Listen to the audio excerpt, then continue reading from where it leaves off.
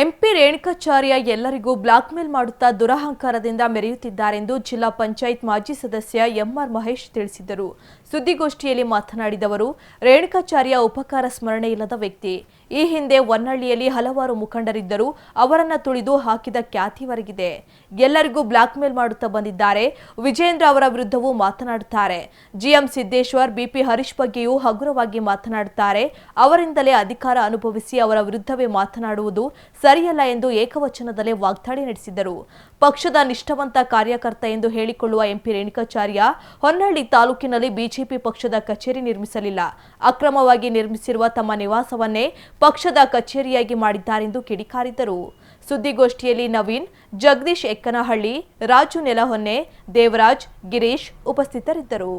ಒಂದು social media ನಮ್ಮ ಸೋಕಿ ಎಲ್ಲೇ ಏನೇ ಕಂಡ್ರೆ ನಿಂತ್ಕೊಂಡು ಮಾತಾಡ್ತಕ್ಕಂಥ ಚಟ ಇರ್ತಕ್ಕಂಥ ರೇಣುಕಾಚಾರ್ಯ ಅವರು ಈ ಉಪಕಾರ ತಗೊಂಡಾಗ ಸ್ಮರಣೆ ಮಾಡಬೇಕು.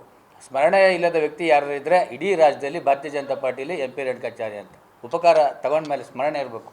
ಈ ಹಿಂದೆ ಹೊನ್ನಾಳಿಯಲ್ಲಿ ಗುರುಮೂರ್ತಿ ಅವರಿದ್ದರು, ಡಾಕ್ಟರ್ ರಾಜ್ಕುಮಾರ್ ಅವರಿದ್ದರು, ಶಿವಲಿಂಗಪ್ಪ, ಶಾಂತರಾಜ್ ಪಾಟೀಲರು, ಹನುಮಂತಪ್ಪ, ಹಲವಾರು ಮುಖಂಡರನ್ನೆಲ್ಲ ಬುಟ್ಟಿಗೆ ಹಾಕೊಂಡು ತುಣಿದು ಭಾರತೀಯ ಜನತಾ ಪಾರ್ಟಿನ ಟಿಕೆಟ್ ತರ್ತಾರೆ. ಆ ಸಂದರ್ಭದಲ್ಲಿ ಸನ್ಮಾನ್ಯ ಅನಂತ್ ಕುಮಾರ್ ಅವರು ಹಿಂದುಳಿದ ವರ್ಗದ ನಾಯಕರಾದಂತಹ ಬಂಗಾರಪ್ಪನವ್ರನ್ನ ಪಕ್ಷಕ್ಕೆ ಕರೆತರ್ತಾರೆ. 40 ಇದ್ದ ನಮ್ಮ ಪಕ್ಷ ಆ ಸಂದರ್ಭದಲ್ಲಿ 70ಕ್ಕೆ ಹೋಗುತ್ತೆ, 79 ಸೀಟ್ ಬರ್ತದೆ. ಅವತ್ತು ಬಂಗಾರಪ್ಪನವರ ಒಂದು ಭಿಕ್ಷೆಯಿಂದ, ಯಡಿಯೂರಪ್ಪನವರ ಒಂದು ಭಿಕ್ಷೆಯಿಂದ ಶಾಸಕರಾಗಿ ಆಯ್ಕೆ ಆಗ್ತಾರೆ. ಆದರೆ ಬಂಗಾರಪ್ಪನವ್ರು ನಿಧನರಾದ ನಂತರ ಅವರ ಶವಕ್ಕೆ ಹೋಗಿ ಒಂದು ಹಾರ ಹಾಕಲ್ಲ. ಕೃತಜ್ಞತೆ ಪಡೆದ ವ್ಯಕ್ತಿ ಸ್ಮರಣೆ ಇಲ್ಲ ಅಂತ ಹೇಳೋದಕ್ಕೆ ಉದಾಹರಣೆ ಒಂದು. ಎರಡನೇದು, ಇದೇ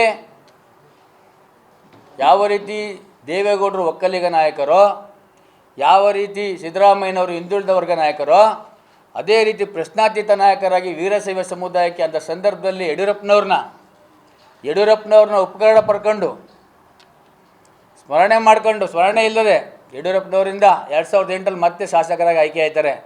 ಇವತ್ತು ಮಾತಾಡ್ತಾರಲ್ಲ, BSY ಇಳಿಸಿದ್ರೆ ಕ್ರಾಂತಿ ಆಗ್ಬಿಡ್ತದೆ, BY ಇಳಿಸಿದ್ರೆ ಆ ರಕ್ತ ಕ್ರಾಂತಿ ಆಯ್ತದೆ. ಈ ಕ್ರಾಂತಿಗೆ ಮುನ್ನಡೆ ಬಡ್ದಿದ್ದೆ ನೀನೇ.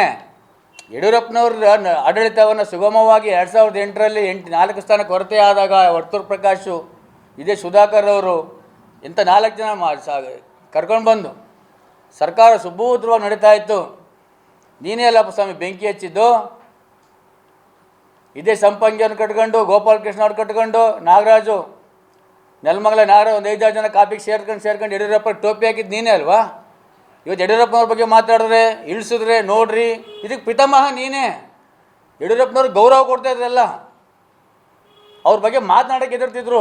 ಯಾಕಂದರೆ ಆ ಯಡಿಯೂರಪ್ಪನವ್ರು ರೈತ ನಾಯಕರೇ, ಅವ್ರ ಜಾತಿಯ ಗುರುತಿಸಲಿಲ್ಲ ಭಾರತೀಯ ಜನತಾ ಪಾರ್ಟಿಲಿ. ಆದರೂ ಸಹ ವೀರಶೈವ ಸಮುದಾಯ ಒಂದು ಗಟ್ಟಿಯಾಗಿತ್ತು ಅವ್ರ ಹಿಂದೆ. ನೀನೇ ಅಲ್ಲೋಣಪ್ಪ ಪುಣ್ಯಾತ್ಮ. ಇದಕ್ಕೆಲ್ಲ ಮಾತಾಡೋಕ್ಕೆ ಅವಕಾಶ ಕೊಟ್ಟಿದ್ದು. ಯಾವ ಬಾಯಲ್ಲಿ ಹೇಳ್ತಾ ಇದ್ದೀವಿ ಸ್ಮರಣೆ ಇಲ್ಲ. ಯಡಿಯೂರಪ್ಪನವ್ರನ್ನ ಯಾವ್ದು ವಿಡಿಯೋ ಹಿಡ್ಕೊಂಡಿದ್ದೀವೇನೋ ಅವ್ರಿಗೂ ಬ್ಲ್ಯಾಕ್ ಮೇಲ್ ಮಾಡ್ತಕ್ಕಂಥ ಕೆಲಸ. ನನ್ನಂಥವ್ರಿಗೆ ಮೊನ್ನೆ ಕುತ್ಕೊಂಡು ತೀರ್ಮಾನ ಆಗಿದ್ದೇನೋ, ಹಿಂದುಳಿದವ್ರಿಗೆ 20 ವರ್ಷ ವೀರಶೈವ ಸಮುದಾಯಕ್ಕೆ ಅವಕಾಶ ಕೊಟ್ಟವ್ರೆ. ಸಿದ್ದೇಶ್ವರ ಹೇಳಿದ್ದು ಹೊನ್ನಾಳಿಯಲ್ಲಿ ಬ್ಯಾಕ್ವರ್ಡ್ ಕೊಡ್ಬೇಕು ಅವಕಾಶ ಅಂತ ಕೇಳಿದ್ರು. ಅದ್ರ ಪ್ರಕಾರ ಏನು ಕೋರ್ಟ್ ಕಮಿಟಿ ತೀರ್ಮಾನ ಆಗಬೇಕು ಅಂತಂದರು. ಕೋರ್ ಕಮಿಟಿ ತೀರ್ಮಾನ ಆಗಲಿಲ್ಲ. ಚುನಾವಣಾಧಿಕಾರಿ ಏನು ತೀರ್ಮಾನ ಆಗಿತ್ತು? ಹಿಂದುಳಿದವ್ರು ಕೊಡಬೇಕು, ಈ ಸತಿ ಅಧ್ಯಕ್ಷ ಹಿಂದುಳಿದವ್ರು ಕೊಡ್ಬೇಕಂತ ಹೇಳಿದಾಗ ಭೈರಪ್ಪರು ಸಹ ನಾನೇನು ಮಾಡೋ ಪರಿಸ್ಥಿತಿ ಇಲ್ಲ ಮಹೇಶು, ನಿನ್ನ ಆಯ್ಕೆ ಸರಿ ಇದೆ ಅಂತ ಭೈರಪ್ಪರು ನನಗೆ ಹೇಳಿದ್ದಾರೆ. ಇವತ್ತು ಇಲ್ಲಿಂದ ಭೈರಪ್ಪವ್ರನ್ನ ತುಮಕೂರಿಗೆ ಹುಡ್ಕೊಂಡು ಹೋಗಿ ಹೇಳಿಕೆ ಕೊಡಿಸ್ತಾರೆ ಅಂದರೆ, ಮೊನ್ನೆ ಅಲ್ಲಿಗೆ ಅವ್ರದ್ದು ಅಡಟ್ ಅಂತ ಈ ಜಿಲ್ಲಾಧ್ಯಕ್ಷರು ಬದಲಾವಣೆ ಆಗ್ತೈತೆ. ಹಿಂದುಳಿದವ್ರಿಗೆ ಅವಕಾಶ ಕೊಟ್ಟಿದ್ದಾರೆ. ಆ ಥರ ಕೆಲಸ ಮಾಡ್ತಾಯಿದ್ದೀವಿ. ನಾನು ಮೂಲನೇ BJP. ಹಿಂದುಳಿದಕ್ಕೆ ಅವಕಾಶ ಕೊಟ್ಟೈತೆ. ಆ ನಿಟ್ಟಿನಲ್ಲಿ ಈ ರೀತಿ ಸ್ಮರಣೆ ಇಲ್ಲ ಇರ್ತಕ್ಕಂಥ ವ್ಯಕ್ತಿಯ ಮಾತಿಗೆ ಯಾರು ಇಲ್ಲಿ ರಾಜ್ಯದಲ್ಲಿ ಬೆಲೆ ಇಲ್ಲ.